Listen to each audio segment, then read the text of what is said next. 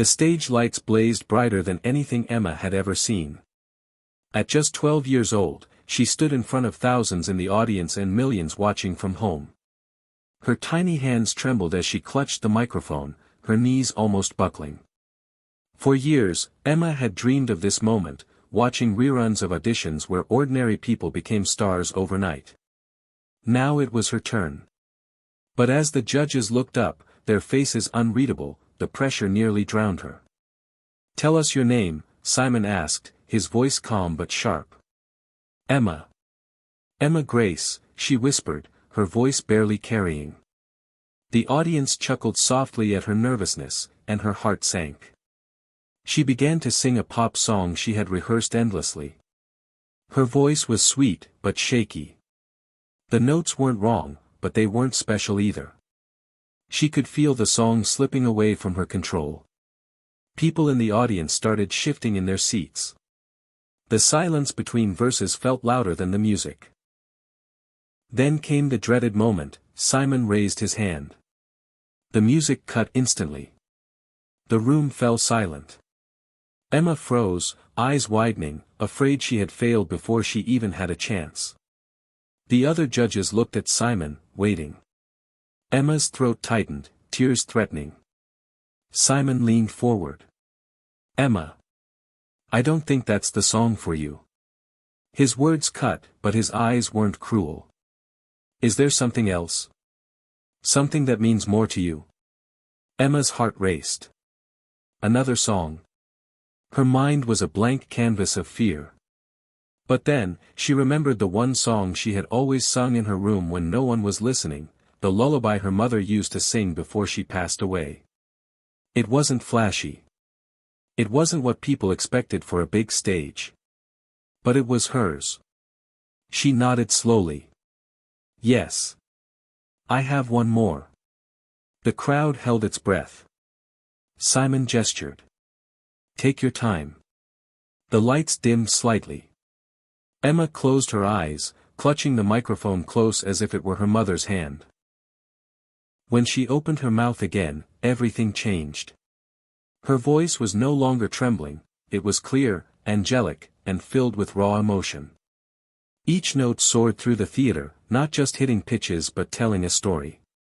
The audience leaned forward. Judges' eyes widened.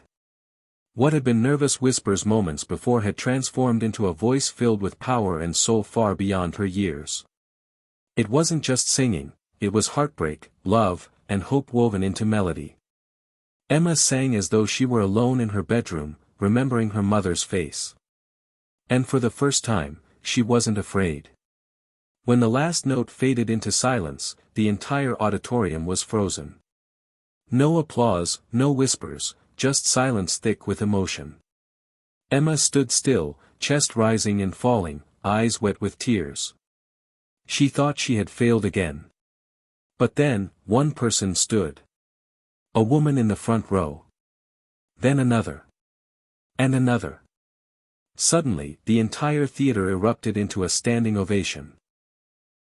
People were crying, clapping, shouting her name. Emma's eyes widened. She covered her mouth in disbelief. Simon himself had tears glistening in his eyes, a sight so rare that the camera zoomed in instantly. "Emma," he said, his voice uncharacteristically soft, "that was extraordinary." The other judges nodded, speechless. One leaned forward, whispering, "I've never seen the room go from silent to thunderous like that." Emma blinked rapidly, her heart pounding. For the first time in her life, she realized she wasn't just a little girl chasing a dream. She was living it. The ovation slowly calmed, but the energy lingered. Simon leaned closer, his expression both serious and full of warmth. "You know, Emma," he began, "when I stopped you, it wasn't because I didn't believe in you. It was because I could tell you weren't showing us you. But what you just did, that was real. That was powerful. That was unforgettable." Emma bit her lip, tears falling freely now. "Thank you," she whispered. "You've got something," Simon continued. "Not just talent. You've got a gift that connects. And people don't forget that. Ever. The audience cheered again, echoing his words. Emma glanced at her father, who sat in the crowd, tears streaming down his face. She knew her mother would be proud. She had sung their song to the world, and the world had listened. As Emma walked off stage, the noise of the crowd still roaring behind her, she felt lighter than she ever had before. It wasn't just about winning the competition anymore.